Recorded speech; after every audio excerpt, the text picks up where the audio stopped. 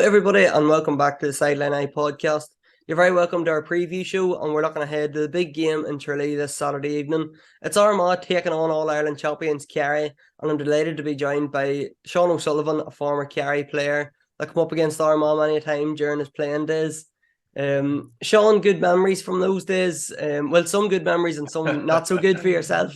So not really, Sean. I suppose one good one bad one. I suppose. Look, the bad one that stands out is the 2002 All Ireland final. A great day for Armagh, not so good for us. It was my first final as a player, and yeah, I still look back on that and wonder what if. But look, on the day, I suppose it's a game that we were, I won't say in control of, but at halftime we were going well. We were 4 points up. We were off the back of some very, very good performances in that summer. The year hadn't started out great, Sean, but we had turned the corner. We had got things back on track. A youngster by the name of Colm Cooper was starting to really turn on the style, especially when we got to Croke Park for the qualifiers. And we got to the final, and I suppose we were favourites going in against yourselves.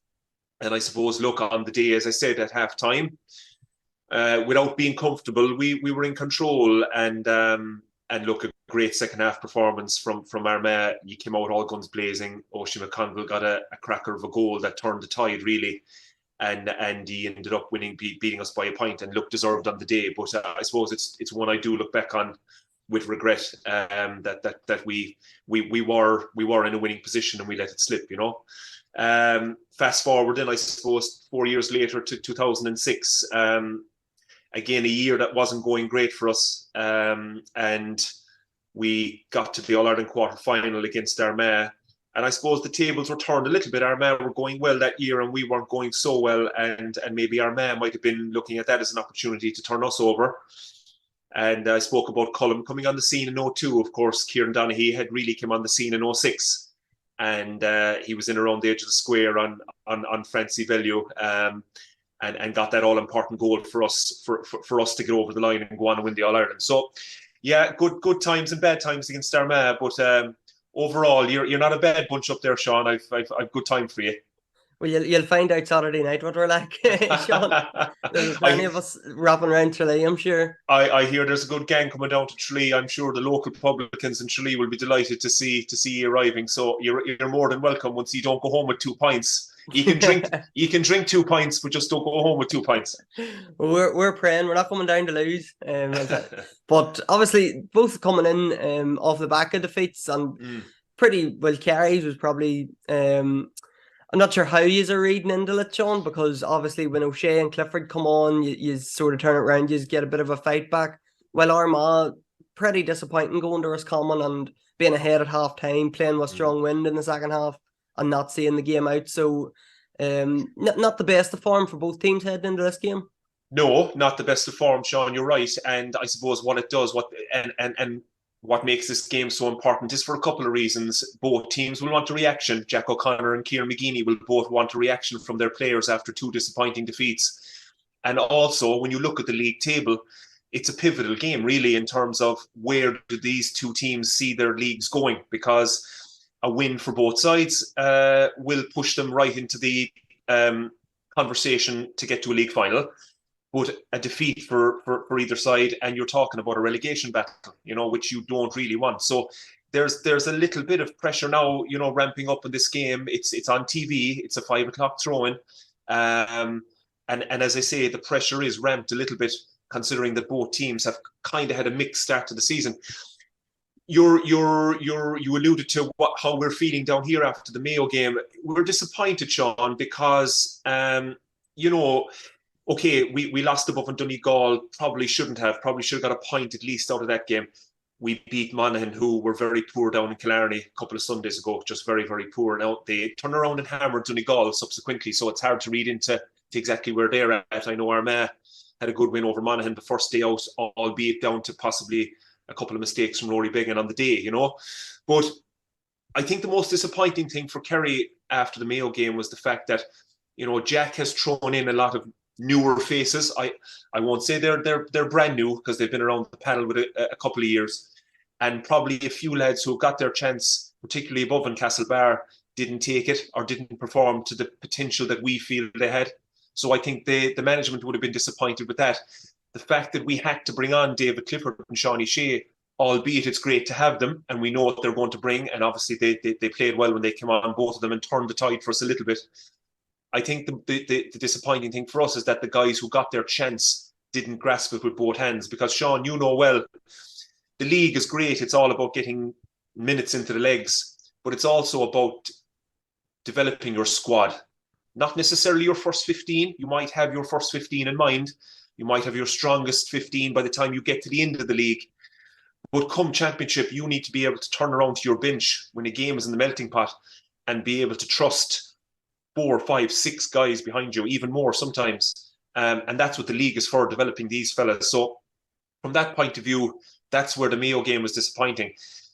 I feared for Kerry a little bit going up to Castlebar because Mayo are going well. We can't take anything away from Mayo. I mean, it was a fantastic performance. I've tipped Mayo to win the league purely from the basis that they're trying to impress a new manager in Kevin McStay. He's developing a different type of game with Mayo, I feel. You can see little sparks of that already. And I really think they'll go. I think they'll go all the way in the league. But look, in Kerry, we're disappointed, but we're not reading too much into it. Armagh, obviously, you have a better insight as to how you're feeling about the Roscommon game, and you might let me know how you're feeling. But from the outside looking in, I felt it was a game he shouldn't have lost. And you rightly said, you know, a point up after playing against a strong breeze in the first half. A wind never wins you a game. We all know that. But I thought you were in a really, really good position to go and drive on.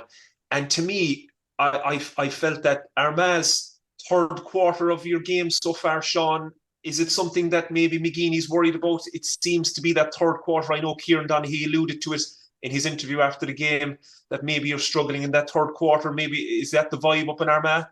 Well, it's strange, Sean, because in the Monaghan game, I think Armagh were a point or two ahead at half time, and they come out in the first 15 minutes, scored 6 points on the trot, and more or less put the game to bed. Right, And okay.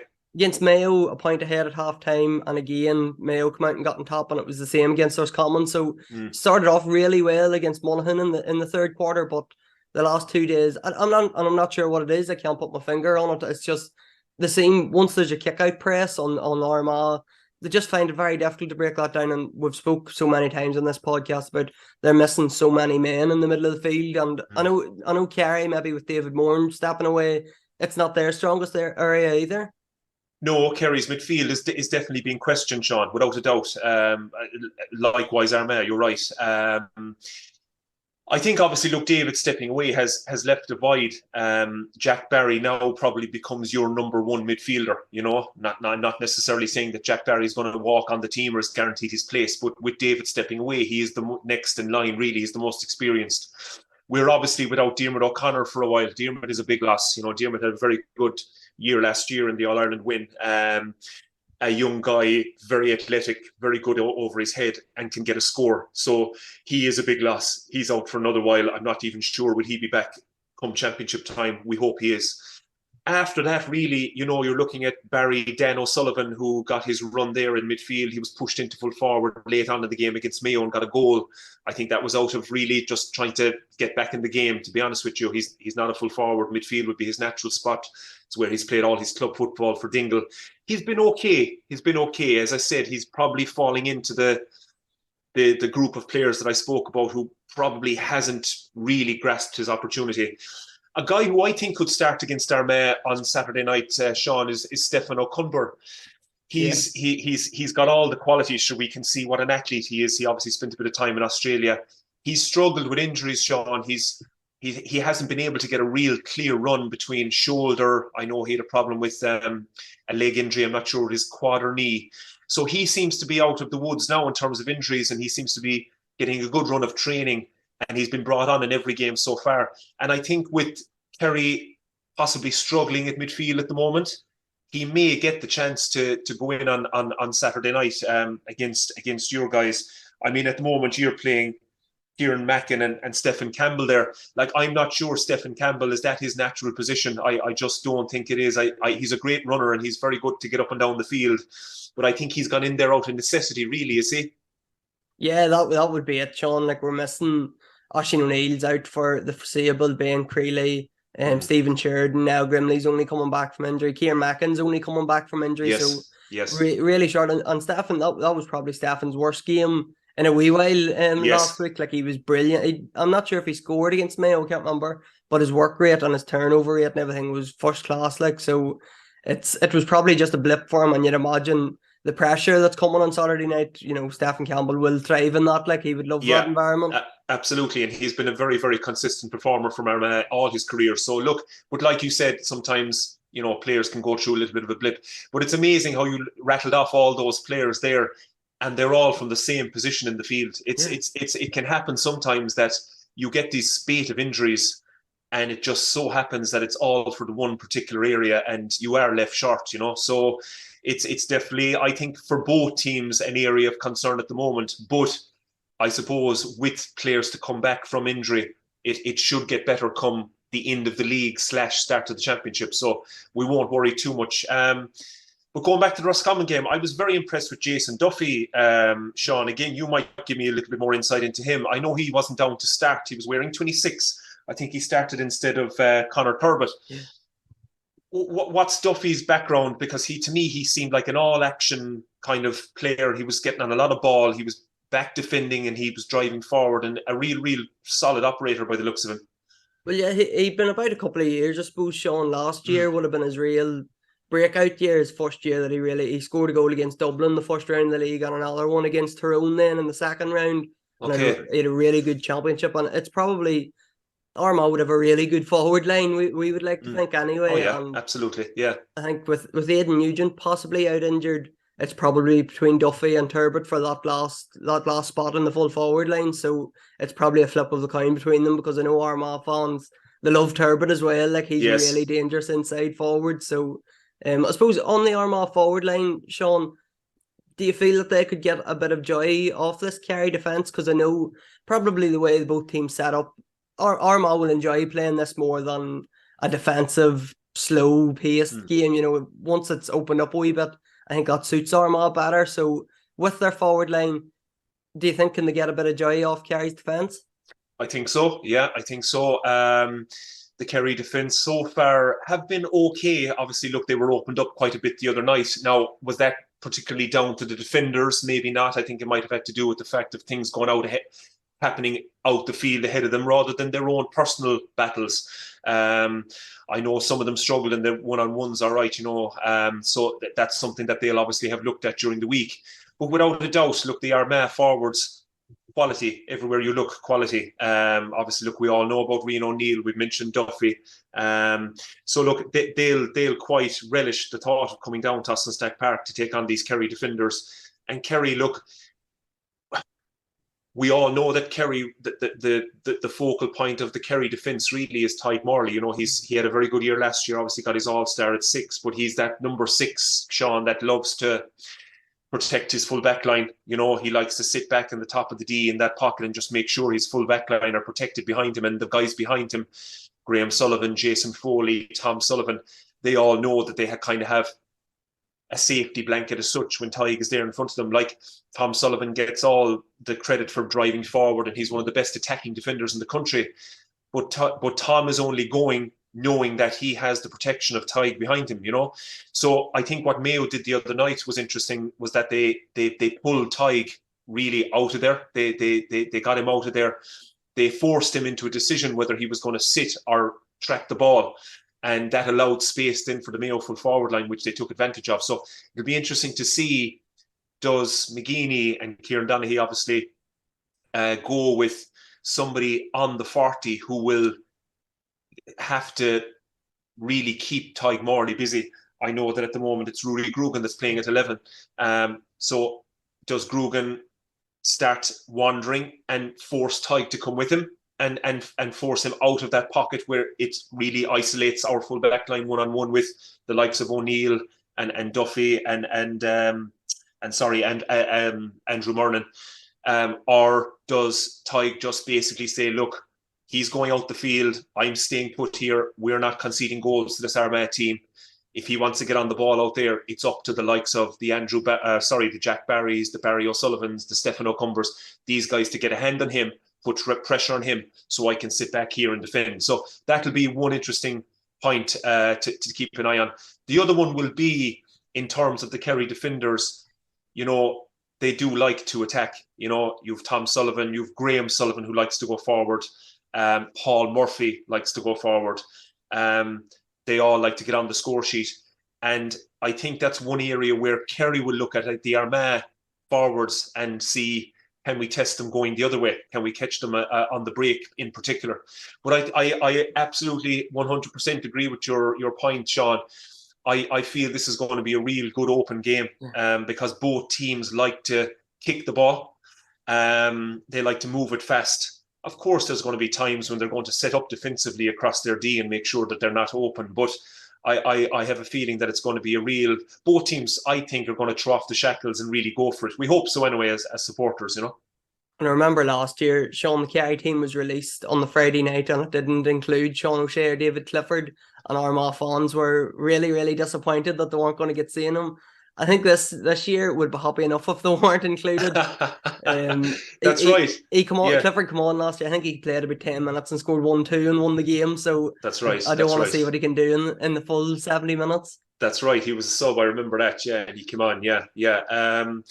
I would be very surprised if we don't see both of them starting, Sean. Maybe Jack might still be, because I know David's fine. David was just given a break after his long year with the club, so he's okay. He was just given time off, so I could definitely see him starting. Sean, he had a knee problem, so I would say that they'll be a little bit cautious with him. Knowing the guy, he'll want to play, of course, but I think getting a half under his belt the last night they'd have to see how he reacted to that. So wouldn't be surprised if Shawnee didn't start, but definitely I would see David starting. Yeah. Yeah, I would be very surprised myself if the way he performed last week and what he offers. Obviously, every time he plays, it would be a surprise now if he doesn't. And probably there's a selfish side that you want to see him playing, but you'd rather see him playing against other teams than Armagh. Absolutely. Yeah, absolutely. I mean, look, I think a ticket is 17 or 18 euro the next night to get in, Sean, which is, look, that's another podcast conversation we could have another day. I think it's crazy, to be honest with you. But you're paying that type of money. You want to go in the next night and you want to see the David Cliffords. You want to see the Shawnee Sheas. You want to see the Reno O'Neills. You want to see the Jason Duffys, these guys. They're the best players in the country. They're at the top of their game. And so that's why you go to watch them. So hopefully we'll get to see both the lads the next night. And from a Kerry point of view, I hope they bring their A game, which, in fairness to both of them, they often do, in fairness to them. And Sean, we've spoke about him a couple of times. We've mentioned him a couple of times. Kieran Donaghy, obviously you played with him and you mentioned that goal at the start against Francie Bellew in 2006. You were the one put the ball in, so have you to thank for that? I think you were the one kicked it, weren't you? I was, yeah. There's often a conversation between myself and Kieran. Was I going for a point or was I floating it in? But I'm never going to reveal that one to anyone, Sean. I'll leave that for my book someday, maybe. But yeah, no, Kieran, look, what can I say about him? Yeah, obviously he broke onto the panel in 2005. I was away actually when I went travelling in 2005. Sean, I took a year out and I went travelling with a couple of friends in Australia, and I was keeping in touch with the lads back at home, and they had told me that this Donaghy fella from Tralee had broken onto the scene in 05, but hadn't seen much game time, to be honest.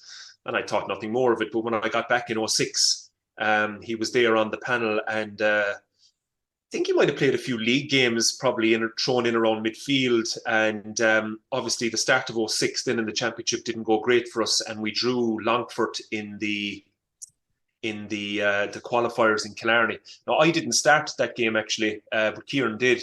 And I remember Owen Brosnan getting 3 goals actually that day. He got a hat-trick, and Kieran was involved in a lot of them purely from very good diagonal floated ball into him. He definitely set one up for Owen, if not 2.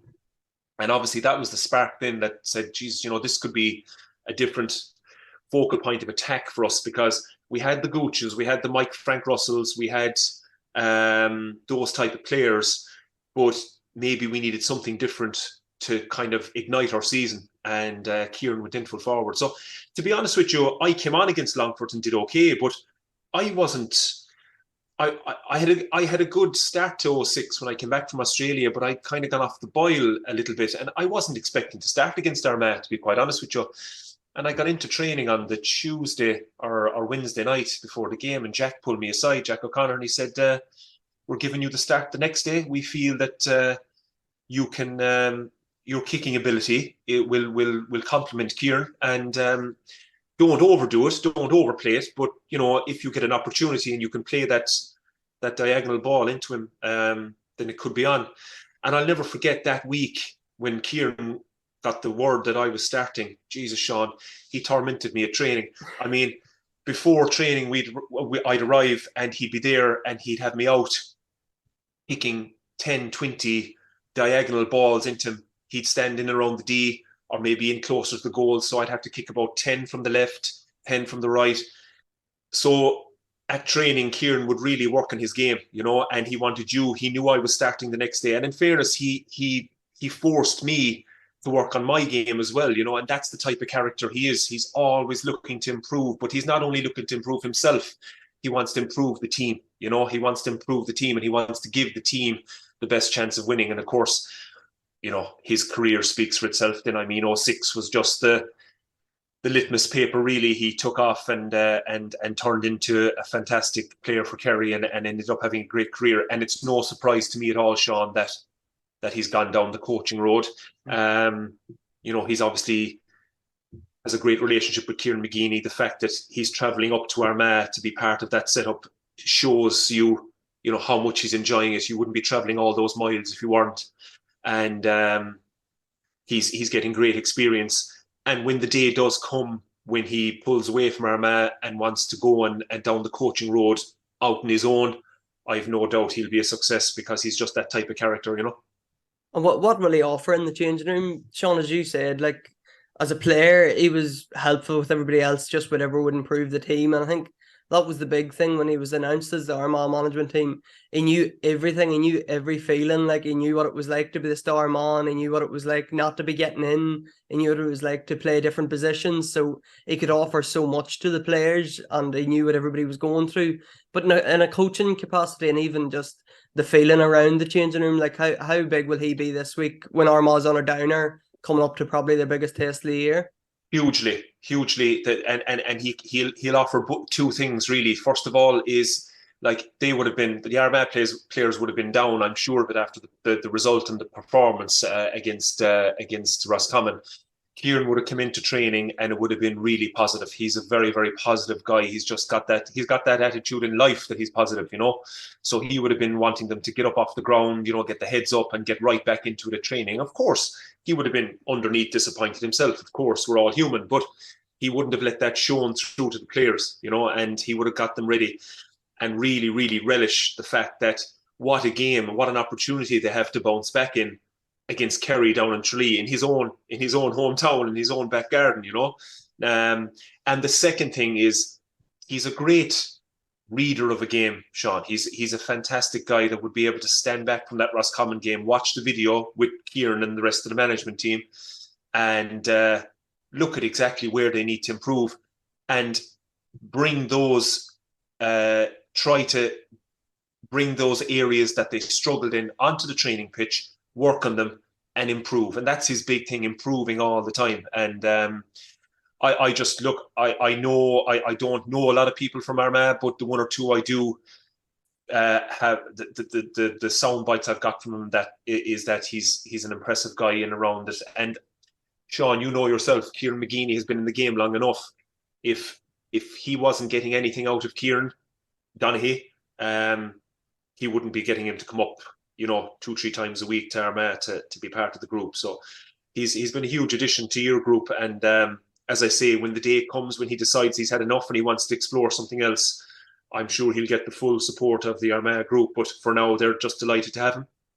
And will he offer a bit of insight into the Kerry team, Sean, or will he be a helping hand? Not that, I mean, like, probably Armagh fans can name the Kerry team off the top of their heads, but I mean, and the style of player, even giving tips on, he played with David Clifford for a year. Could he give Aidan Falker tips on how to mark Clifford, or how do you give a fella tip on how to mark Clifford? I don't know, Sean. I'm sure he'll try something. I'm not sure would he be able to go that in depth really. I know he, as you said, he played with a couple of them. The only thing I would say is he obviously played under Jack, and that could be a big thing, as he probably knows how Jack thinks, and he might be able to use maybe something along those lines. But in terms of the insight into how Kerry play, look, we have so much video analysis now, Sean, and stats, and we can go back a couple of years and see how teams set up, and I don't think it's going to be a huge advantage to have Kieran there when they're playing Kerry. I really don't, in terms of that, from that point of view. But from a point of view that, look, he knows how Jack thinks and he knows how the management think. I think it will help, but not from a trying to get inside the players' heads kind of thing. Armagh, Kieran McGeeney will know well how Kerry operate and how they play, and he'll be going out to try and negate that, and also play the Armagh way as such, And Sean, there's a big crowd expected this game. I think there's a lot of Armagh people of this Tralee booked from maybe before Christmas. So, where's the nightlife, or where's the pub scene in Tralee for all the fans that are heading down? That's the most important thing. That's important, yeah. It's great. It's great that there's a big crowd coming. Considering that it is on TV, But I suppose when the fixtures did come out, fair play to the Armagh locals, they got on the computers and they were booking their accommodation and their tickets for the game. Tralee is a good town. There's plenty options, Sean. You won't need me to name them. You'll just follow the music and follow the crack. But no, in fairness, Austin Stack Park. Have you been before? No, I'm sure it's a lot of people's first time. Is it? Yeah. Okay, yeah, very good. Yeah, so Austin Stack Park is pretty central in the town, and anywhere really is a walking distance to the pitch. It's just about a 5-minute walk back into the town centre, where all the local pubs and restaurants are. So listen, you'll be fine. You'll be fine. Just don't be led astray. Just stick to the Armagh gang, and you'll be grand. But you'll get a good warm welcome in Tralee, no doubt. Yeah, absolutely, no doubt. I'm going in myself. I'm looking forward to it. The fact that it's a nice early throw-in as well, particularly with family and stuff, you can get in, watch the game, and still be home to help out with bedtimes and stuff like that. So the fact that it's a 5 o'clock throw-in is great. And I'm looking forward to it, Sean. As we said at the start, you have two teams who I don't think we've seen their real true potential yet in this league. And what a night to really turn it on, inside in Tralee. Armagh will be looking at it against the All-Ireland champions.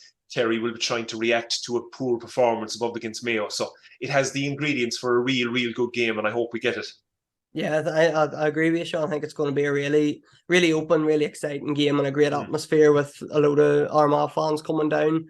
And I suppose, Sean, just before I let you go, who do you see coming out on top? As was sort of mentioned at the top of the podcast, it's the losers getting dragged into a relegation fight here, so it's pretty much a must win for both teams. Yeah, I suppose both managements won't be dressing it up as that. They won't be, heaping all that type of pressure on the players. They'll be trying to keep it a bit low key anyway. But from the outside looking in, as I said, the pressure is ramped up a little bit considering where both teams are at. I think Armagh will come with a real determination to go at Kerry. I think, as you said, they'll see chinks in the Kerry armour, particularly after watching the Mayo game back, and they'll say, look, if Mayo can open us up, why can't Armagh? So I think McGeeney will have your guys well primed. But I just feel that Kerry will be so disappointed after their performance in Castlebar, particularly with the likes of David and Shawnee to come back in. Whether they'll start or not, we'll have to see. Paddy Clifford has another bit of game time under his belt after the Mayo match. I think we could see another couple of changes in the Kerry, possibly midfield and defence. And I think with all that thrown in, I just think Kerry might have enough to get over the line, but not by much, Sean. I would probably say maybe a point or two in the end. Look, I hope that's the case. I'm sure you hope the opposite, but I just feel that I'd be hoping, especially in front of their home crowd, that Kerry might have enough to pull through. Yeah, well, they're definitely favourites, and obviously All-Ireland champions on home turf. They're favourites for a reason. Sean, it was great to hear from you, and it was really enjoyable chatting. We're all looking forward to it, and all looking forward to the trip down to Tralee on Saturday evening. So make sure to follow us on all our social media pages. We'll be bringing you all the previews and all the reports from the games and all the games from everything in Armagh. And make sure to follow us on Twitter, Instagram, on Facebook, and subscribe to us on YouTube if that's where you get your podcast, and the same on Spotify if that's where you get your podcast. Sean, great to hear from you. Great to have your thoughts. Thanks very much for coming on. Thank you, Sean, and enjoy your Saturday night in Kerry. Just hope you don't enjoy the game too much. Good man, Sean. Cheers. Thanks. Bye, guys.